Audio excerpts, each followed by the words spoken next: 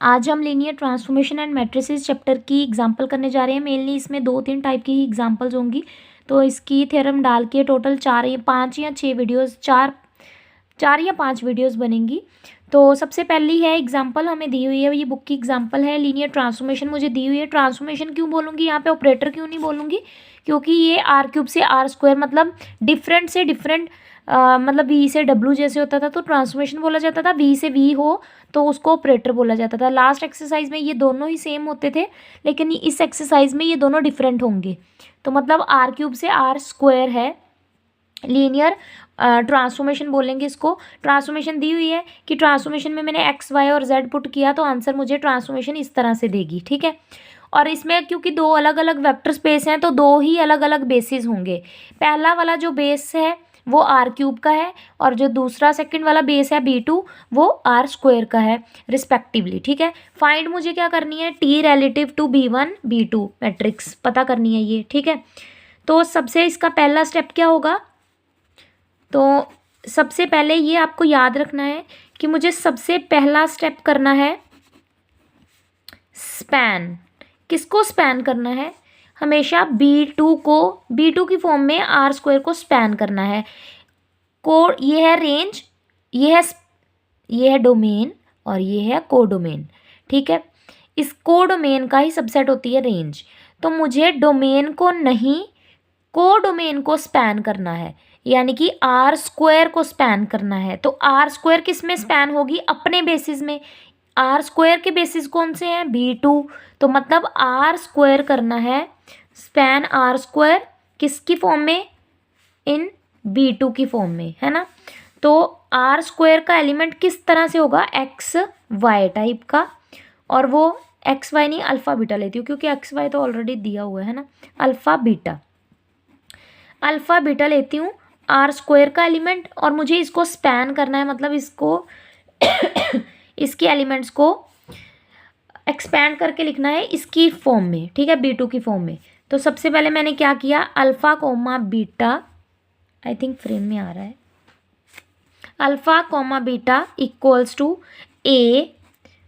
फिर first element basis का, basis मैं बार बार बोल रही हूँ, इस क्वेश्चन में इसी की कंफ्यूजन रहती है बच्चों को कि स्पैन किस में करना है और एलिमेंट किसका लेना है। तो एलिमेंट आपको कोडोमेन साइड का लेना है, कोडोमेन साइड का लूँगी एलिमेंट, तो बेसिस भी किसके लूँगी, कोडोमेन वाली साइड के। तो कोडोमेन आर स्क्वायर थी, इसीलिए मैंने एलिमेंट भी कोडोमेन का अल्फ़ा बीटा की फॉर्म में लिया है, जो कि आर स्क्वायर को बिलोंग कर रहा है।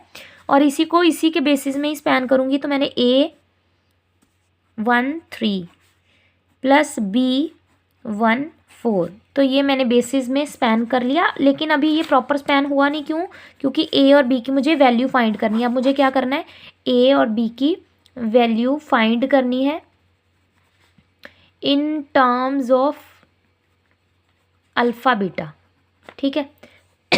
तो सिंपल प्रोसेस है, जो मैं फॉलो करती हूँ वही आपने करना है, अदरवाइज़ कंफ्यूज हो जाते हैं बच्चे। वैल्यू किसकी निकालनी है, अल्फ़ा की निकालनी है, वो तो पहले से ही है। ए बी की निकालनी है, क्या वो ए बी की वैल्यू अल्फ़ा में रहेगी, बीटा में रहेगी। तो इस तरह से जो मैं कह रही हूँ वही करना है आपने।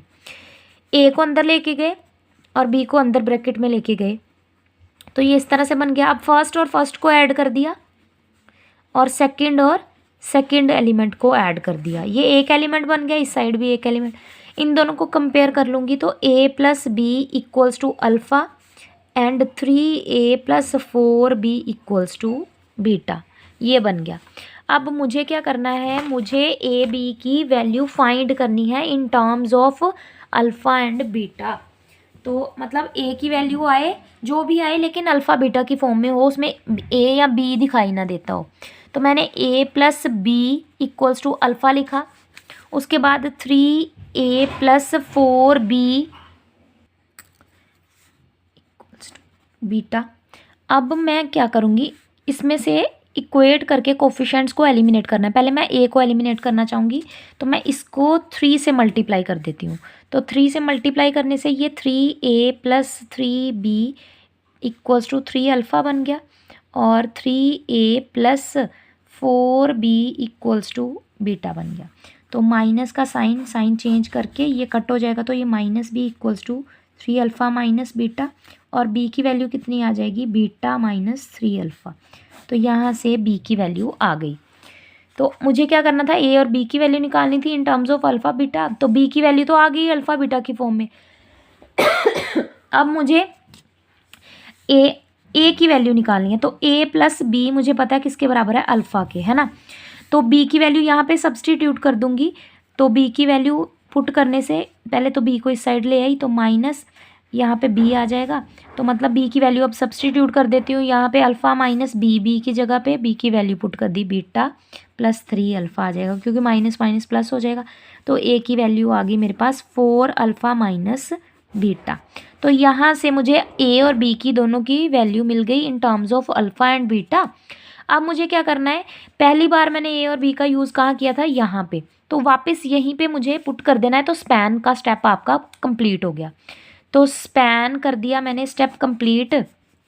कैसे, alpha comma beta equals to A 1 3 plus B 1 4, ये था पहले। अब इसकी जगह पे मैं अल्फ़ा की जगह पे ए की जगह पे ए की वैल्यू पुट कर दूंगी, 4 अल्फ़ा माइनस बीटा और 1 3 एज इट इज़। बी की जगह पे मैं बी की वैल्यू पुट कर दूंगी, जो कि अभी सॉल्व की है, बीटा माइनस 3 अल्फ़ा 1 4, ठीक है। तो इसको मुझे संभाल के रख लेना है, ये मोस्ट इम्पॉर्टेंट इक्वेशन है, बहुत काम आएगी। तो इसको मैंने ए इक्वेशन डाल के रख लिया। इसको मैं रफ पेज पे लिख लेती हूँ साइड में, क्यों, क्योंकि नेक्स्ट पेज पे जब मैं रजिस्टर लेके चल जाऊँगी तो फिर बार बार मुझे पेज पलटाना नहीं पड़ेगा। तो alpha comma beta equals to 4 alpha minus beta. इसको सॉल्व नहीं करना आपको, क्योंकि आपको पता है इसको सॉल्व करोगे तो यही बनेगा। तो इसको सॉल्व नहीं करना, मुझे सिर्फ कोफिशिएंट्स ही चाहिए। तो ये मैंने संभाल के यहाँ पे सेपरेटली लिख ली है, ताकि बार बार मुझे आपको पिछला पेज दिखाना ना पड़े, ठीक है। अब इसके अलावा मुझे इस ट्रांसफॉर्मेशन की भी ज़रूरत पड़ेगी, तो ये भी मैं रफली लिख लेती हूँ पेज पे। तो ये मैंने ट्रांसफॉर्मेशन उसकी डोमेन के बेसिस और को डोमेन के बेसिस, और ये जो इक्वेशन अभी तैयार की, ये सारी एक पेज पे लिखती है, ताकि बार बार मुझे आपको दिखानी ना पड़े। अब चलते हैं नेक्स्ट पेज पे। अब इसके बाद का स्टेप है, पहला स्टेप हो गया स्पैन, तो जो कि मैंने कर लिया। अब सेकंड स्टेप है मेरा मुझे क्या करना है, ट्रांसफॉर्मेशन में, यानी कि ये जो ट्रांसफॉर्मेशन है इसमें डोमेन वाले बेसिस को फिल करना है। मतलब 1 1 को पहला एलिमेंट पुट करना है और उसकी इमेज लेनी है, ठीक है। तो ये देखिए, टी में अगर मैं 1 1 1 पुट करती हूँ, ठीक है। जो मेरा टी है उसमें मैं 1 1 1 सब्सटीट्यूट करती हूँ, तो क्या आ जाएगा, टी में जब मैंने 1 1 1 पुट किया तो एक्स वाई जेड की जगह पे यहाँ पे 1 1 1 आ जाएगा। तो क्या इक्वेशन बनेगी, जब 1 1 1 आ जाएगा तो ये बनेगी 2 + 1 - 1, और ये बनेगी 3 - 2 + 4। तो इक्वेशन मेरी बन जाएगी, ये बन जाएगी 2, क्योंकि 1 1 कट हो जाएगा, और 4 3 - 2 1 5, है ना। तो ये आंसर आ गया। जब मैंने टी में 1 1 1 पुट किया तो आंसर मुझे मिला 2 और 5। अब ये जो 2 5 है इसको मुझे ए इक्वेशन में पुट कर देना है, ताकि ये जो रेंज वाली साइड से इमेज मिल रही है, रेंज जो मिल रही है इमेज, ये इमेज अपने ही बेसिस में स्पैन हो जाए। और रेंज वाले सेट के बेसिस कौन थे, ये जो जिनको मैंने स्पैन करके ऑलरेडी इक्वेशन बना रखी है ना। तो मतलब मुझे इतना करना है कि डोमेन के बेसिस को उठाना है, ट्रांसफॉर्मेशन में पुट करना है, जो इमेज मिलेगी उस इमेज को उठा के ए इक्वेशन में पुट कर देना है। ये वही इक्वेशन है जो हमने पिछले पेज पे स्पैन के थ्रू सॉल्व की थी। तो इसको अल्फ़ा मान लूँगी, इसको बीटा मान के इस इक्वेशन में पुट करके लिख दूँगी। सॉल्व आगे नहीं करना, सिर्फ यहाँ पे पुट ही करना। तो ये 4 अल्फ़ा मतलब 8 माइनस बीटा मतलब 5 1, 3 प्लस बीटा मतलब 5 - 3 अल्फ़ा मतलब 6, है ना, 1, 4। तो इसको सॉल्व कर लिया तो ये आ गया अपना 3 1, 3 प्लस माइनस का 1 1, 4। तो ये कोफिशिएंट्स हैं जो मुझे चाहिए होंगे। इसी तरह से सेकंड एलिमेंट भी अभी, क्योंकि 3 एलिमेंट है ना बेसिस के, जो डोमेन वाली साइड के बेसिस हैं वो 3 हैं, अभी तो सिर्फ एक ही की है। तो फर्स्ट तो ये हो गया। सेकंड वाला मैं करती हूँ टी में 110 पुट किया ट्रांसफॉर्मेशन में। ट्रांसफॉर्मेशन कौन सी, जो गिवन है स्टेटमेंट में, ये यहाँ पे 110 जहाँ एक्स है वहाँ पे 1। तो इक्वेशन मेरी इस तरह से बन जाएगी 1 1 एंड 0 एंड 1 1 एंड 0। ठीक है, तो ये बन जाएगा 3 और ये बन गया 1। 3 और 1 आ गया। अब इस 3 को अल्फ़ा और इसको बीटा मान के इक्वेशन ए वाली इक्वेशन में पुट कर दूंगी, ये वाली इक्वेशन में है ना, ये जो ए वाली इक्वेशन है इसमें पुट कर दूंगी। पुट करने के बाद ये बन जाएगा 12 minus 1 that is 11 1 3 plus beta है 1 और 1 माइनस 3 3 ज़ा 9। ठीक है, 1 4। तो ये बन जाएगी 11 1 3 प्लस माइनस का 8 1 4। ठीक है, तो ये मेरी इसको स्पैन करके बेसिस की फॉर्म में ये बन गया है ना। अभी तीसरा एलिमेंट रहता है ट्रांसफॉर्मेशन में। जब मैंने थर्ड वाला एलिमेंट जो है वो पुट किया, थर्ड एलिमेंट 110, तो 100 सॉरी 110 नहीं 100 पुट किया, तो ट्रांसफॉर्मेशन में पुट करने पे,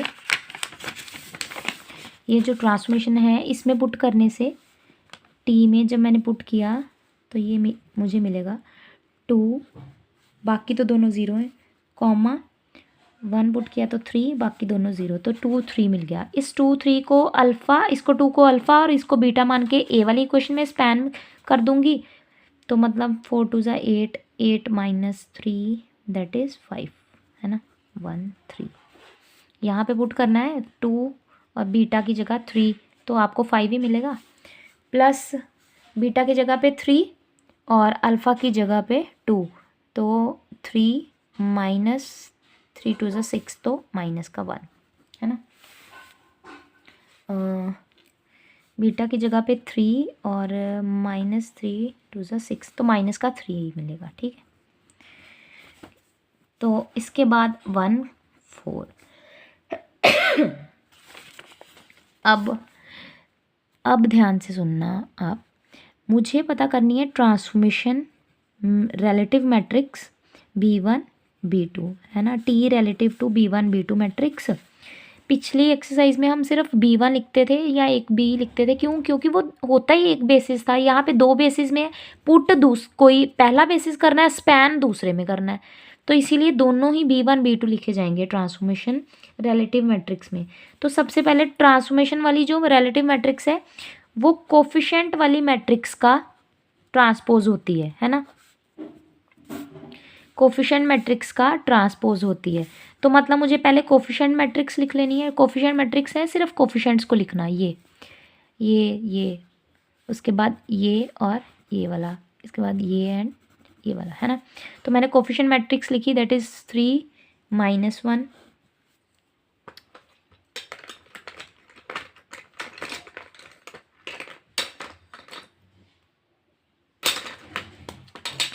3 माइनस 1, उसके बाद 11 माइनस का 8 5 एंड माइनस का 3। ठीक है, तो ये जो है इन कोफिशिएंट्स का यूज़ करके पहले इसको और इसको कोफिशिएंट को, इसको और इसको कोफिशिएंट को यूज़ करके मैंने इसका ट्रांसपोज कर देना है। तो ट्रांसपोज करके मुझे रिलेटिव मैट्रिक्स मिल जाएगी जो कि है 3 माइनस 1। ट्रांसपोज का मतलब है जो रो है वो कॉलम बन जाएगी। ठीक है, जो रो है पहली वो पहला कॉलम बन जाएगी। बिल्कुल पुराना प्रोसेस है। तो ये मेरा आंसर है। ठीक है।